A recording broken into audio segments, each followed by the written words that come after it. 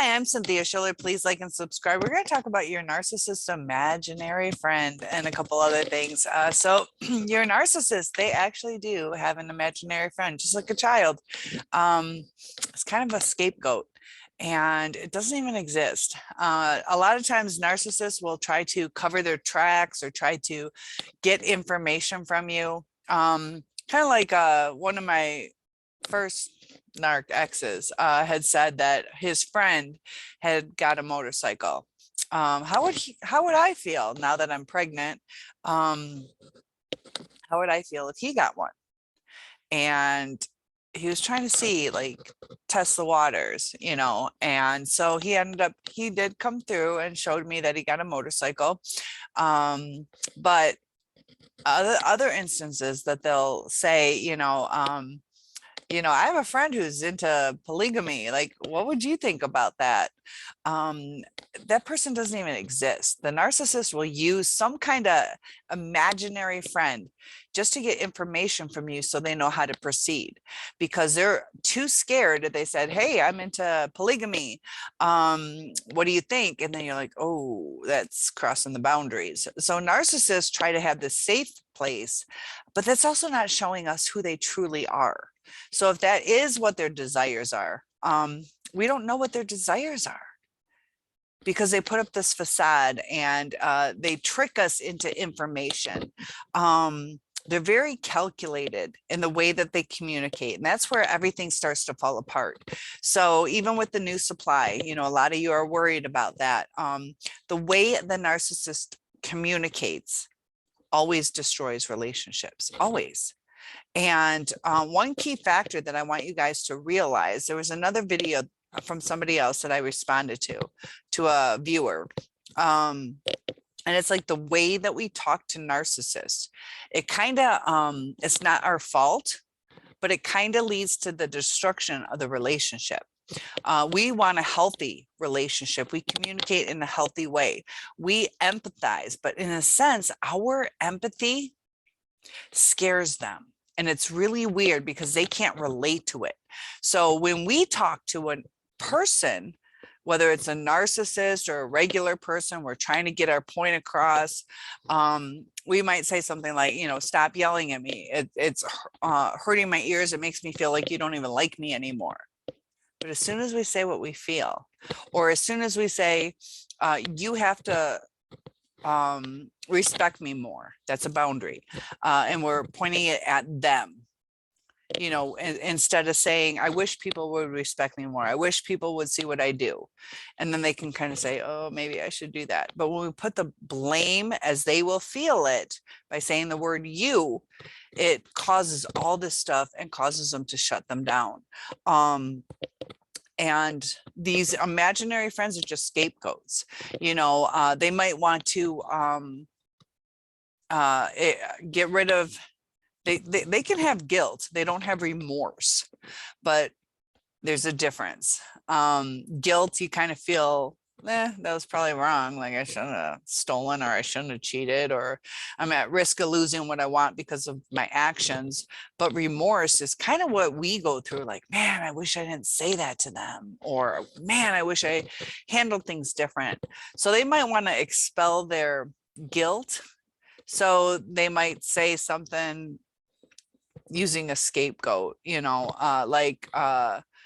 that they're coming clean on what they did, but they might be like, I don't know, my buddies slept with 3 girls this past weekend. Holy crap, what do you think about that? They just have to say it. Or they'll say that, yeah, I saw this person watch an accident. They just walked by. They didn't even think about anything. So they're trying to show that they're empathetic, like, man, I would have helped. But they're putting the guilt that they didn't help on something else. Narcissists are, if you look at how they treat other people, as you're moving on, hopefully moving forward in life, or trying to figure out who you're with,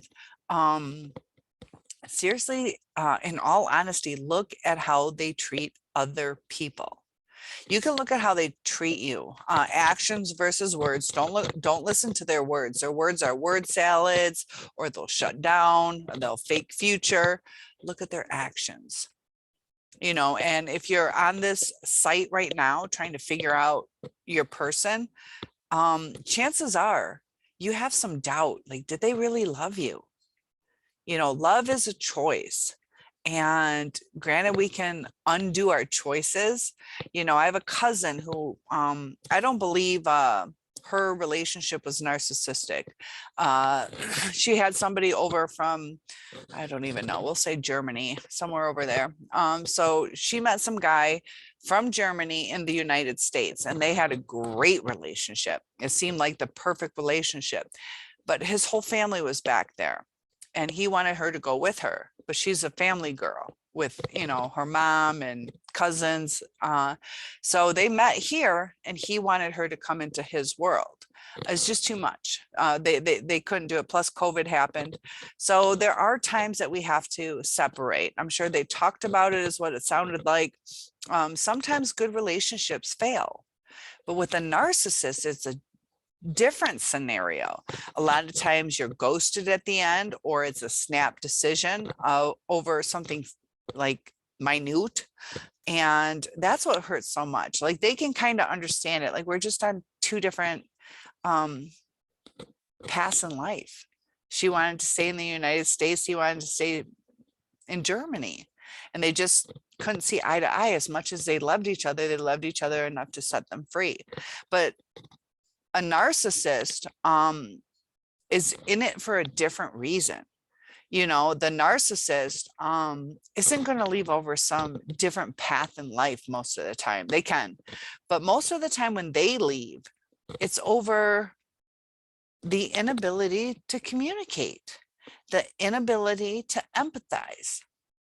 So talking more about their imaginary friend, you know, they could say, you know, so-and-so thinks I'm this great, and this so-and-so at work doesn't even exist. Or, you know, they make things up to make themselves seem bigger than they are. They're insecure, you know, and my first narc was always like, oh man, like he was a state cop. I went to a state cop party, and then a couple of the state cops and I and some friends went to like a hot tub party, and I was saying something about this one guy who's a cop. He's like, oh man, we were in recruit school, that's one of my best buds. And yeah, that guy was like, yeah, I mean, I know him, you know. But the narcissist twists everything into, it's all about them, or they were like the greatest, or the friends that they have like totally adore them, as opposed to just know who they are, maybe said hi to them.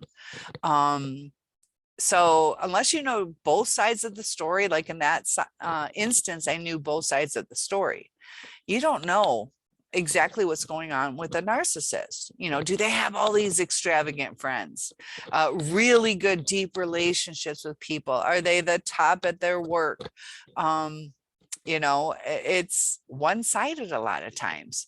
You know, when I was with my first narc, he would, like I said, he was a cop, but he would tell, well, first we'll do a fish story. He would talk about a fish. He caught this great fish, and then it gets bigger and bigger and bigger the more people he talked about it. And also, like with some of the crimes that he handled, you know, it starts out with this, you know, 120-pound person, and on and on and on. And then this person gets bigger and stronger. Now they're strung out on drugs. Now their race is even different. And you're like, I've heard this story like 7-8 times, and it changes every time. You know, because they got that little like, oh, you did that. I think it was a drug bust, but you did that, and they got violent, like, and you handled it. So they get this adrenaline rush over the stories that they tell. So that was pretty cool. Just like your drug addicts, like that was cool, but let's get a little bit more. Because I've already experienced the low level. I want to bump it up each time. Because it worked that first time. First time was probably somewhat of a true story, but if I came in fifth, sixth, seventh down the road, my perception of who this person is, how badass of a cop he is, which he is, I'll give him credit, but the perception's different. And as we go through life with a narcissist, they learn how to kind of up the ante on making us believe who they are. They also up the ante on the power and the control, and they blindside us. They blindside us because we fall in love with them, you know, and part of it is we can do all the other balance and energy and this and that, but we fall in love with them. We see this good person. They put us on a pedestal, treated us like a prince or a princess on purpose, but that's who we are. We know we're good people. And we're like, finally somebody really sees us. You know, the chemistry is there, everything is there. So there should be no reason, you know, life has its ups and downs, but there should be no reason for that kind of awesomeness to go away. But little trials and tribulations in life, instead of bringing us closer, destroy the relationship with a narcissist. Like if your parent died tonight, you would want the person that you're in a mutual in-love relationship with to spend some time with you, to understand, you know, you might be depressed the next week or two, sometimes even months. Or if you bring it up at Christmas or whatever holiday, and you're like, man, you know, this is my first Christmas without my mom. And they're like, yeah, so it saved us $50 on a gift.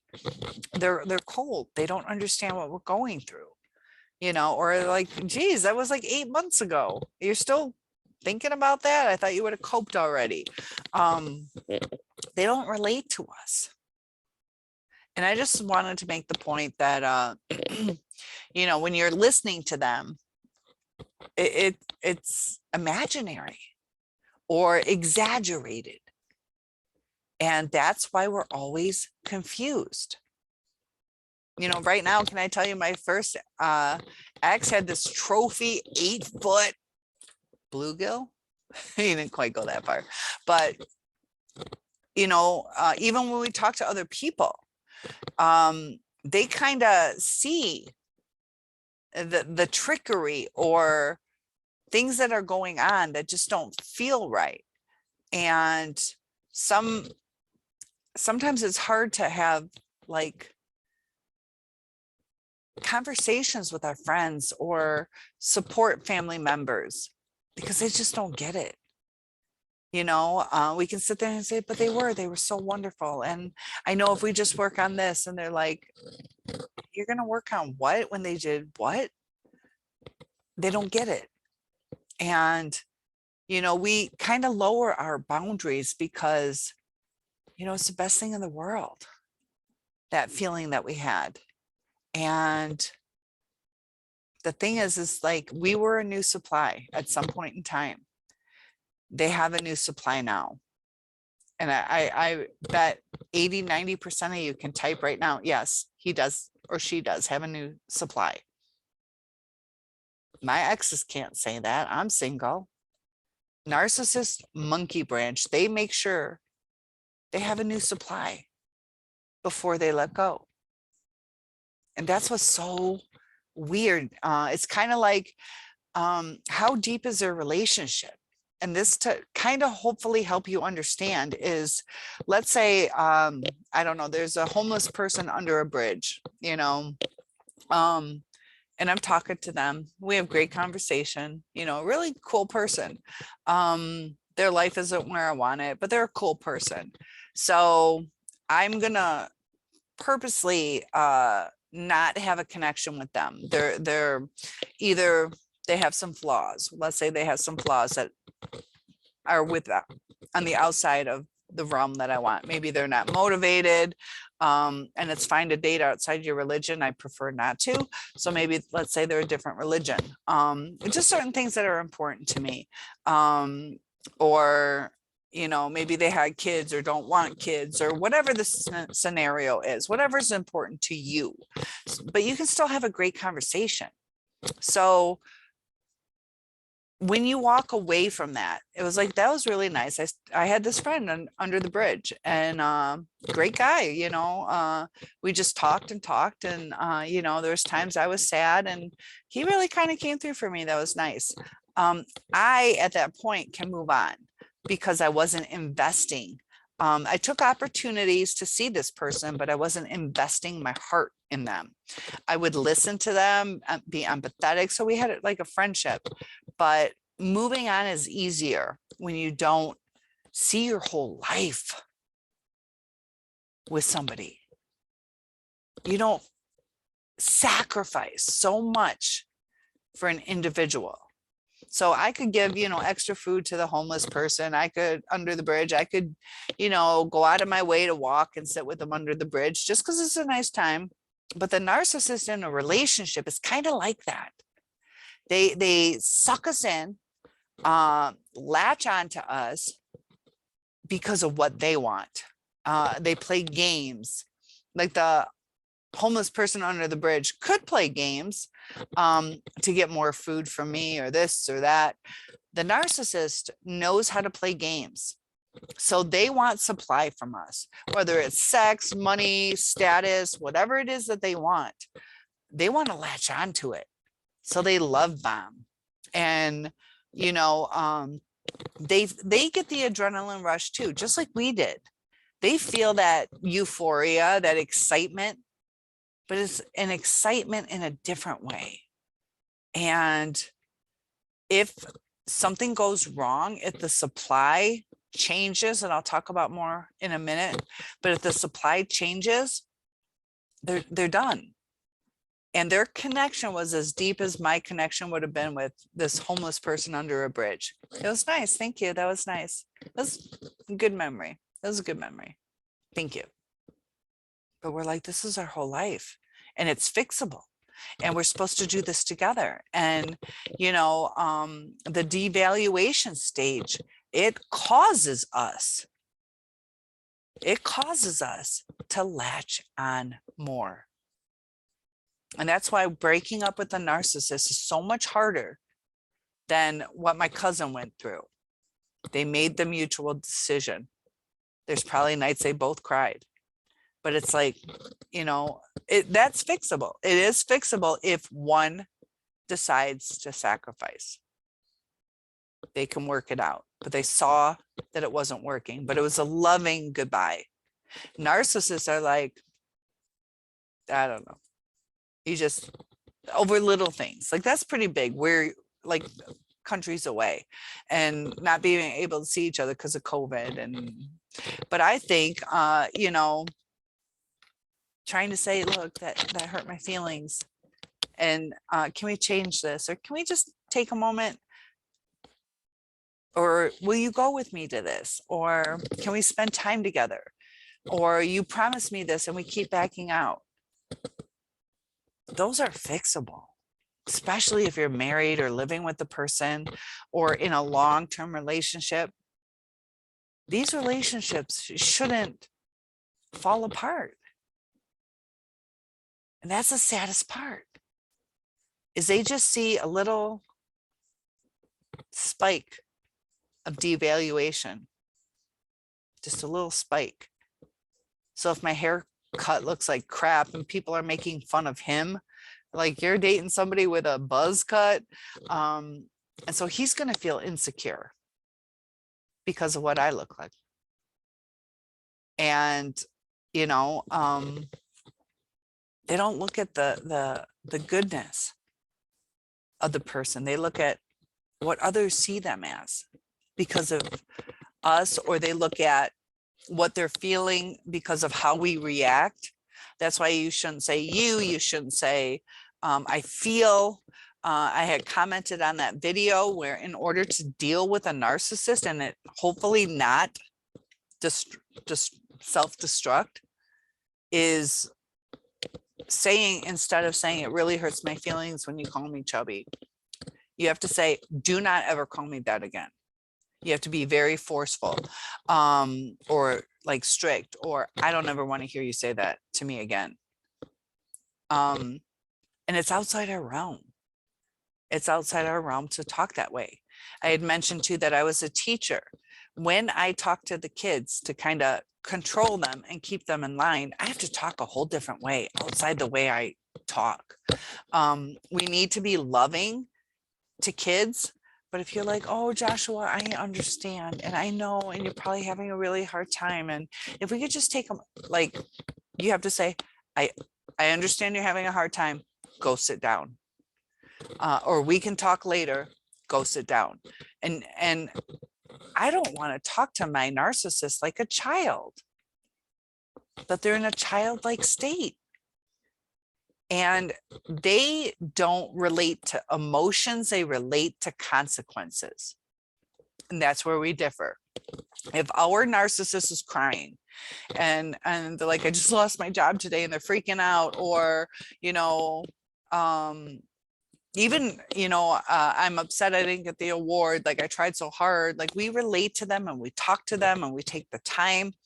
But when we're pouting or crying or having a hard time, they tell us to shut up. They hate tears. They hate listening to us.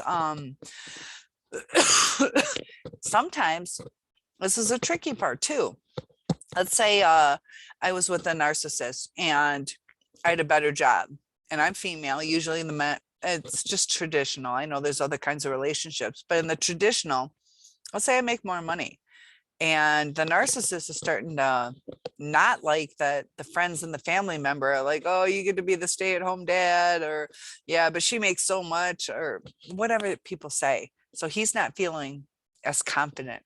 So I might be like, oh, I got passed up on the promotion and they got rid of my job, so now I'm at this level. And the narcissist is like, oh, that's so bad, tell me more about it. Oh, I feel so sorry for you. They just want to be like, yeah, now I make so much more a year. And so sometimes we think like, this is kind of a weird conversation. They seem to be caring, but they're caring for different reasons. And the depth that they get into is shallow. It's shallow. And so if you're thinking about going on in these relationships, you can have a shallow conversation, relationship with a narcissist, but think of the vast ocean. If the ocean was your relationship, and hopefully you guys have made it out to the ocean, it's absolutely beautiful. You do see sea creatures. Some of them wash up on shore, some of them are still in the water. You'll see a couple fish, you'll see some stingrays sometimes, or jellyfish, but you see these creatures that are kind of cool to see. And at that depth, you know, 1 to 5 feet, whatever you do with the ocean, in an analogy, that's what you got to see. Pretty cool, right? So that's the relationship with the narcissist. But if you have the relationship with a healthier human, you can go down to that Mariana Trench where you have seen all those different layers of all the different sea creatures, the beauty of life. So moving forward, you know, if you want to stay in this shallow relationship, that's what you're going to get, surface level. You're going to enjoy some beautiful things. You know, that was cool. That was a neat little jellyfish, or, oh my gosh, that's what a stingray looks like, or starfish. I can take a starfish home and show it off. But if you're with a healthier person, it is so vast and so beautiful and never ending. We know 5% of the ocean. There is so much more to discover. We probably know everything at the surface level, everything, unless something washes up. But it's kind of an analogy, you know, moving forward. What would be your goal in life? To have a shallow relationship or explore the ocean just at the shallow level? Or do you want that deep, unending excitement of new things coming, of true love. So the unknown is scary. I'm going through that. Take the time to heal. Go through the 5 stages of grief. I have a video on that. Others do too. Learn about what's going on, but also look for red flags.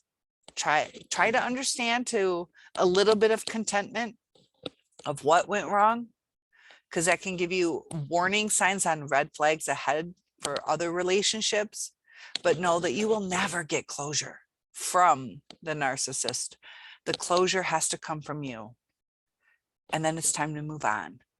So take your time. It's part of the grieving process. You know, ask people, what do you think? Or do you know what they're doing now? Or are they with a new person? What's the new person like? But realize that those are not going to give you closure. So the more you do it, the more you're kind of giving energy. And give your energy to yourself, not to the negative stuff, not to figure something out that's not going to give you a true answer. Everybody can give you their opinions, and this is where it gets hard. Like right now, I can tell you exactly what I think your narcissist did. And I'd love to help you. I will give you my opinion. So feel free to message me or comment below. I respond to everybody, but you could still say, yeah, but I get that. That makes sense. But what about this though? Because every Saturday, and you're going to give me some excuse to, you know, and there's all these different scenarios, and we're never going to know the truth unless it comes from the narcissist. And this is the hard part. Even when we get the truth from the narcissist, they have lied so much that we're still got that little bit of doubt. Like, is this really the truth? You know, and if they're able to say what went wrong with the relationship, they should be able to say how to fix it. Narcissists don't like to fix relationships. They like to destroy it. So I don't have an imaginary friend, but I have a imaginary hot fudge sundae waiting for me downstairs. So please like and subscribe, comment below. One-on-ones are available, and I'll see you in the next video. It's probably going to be carrots, not a sundae. Have a good day.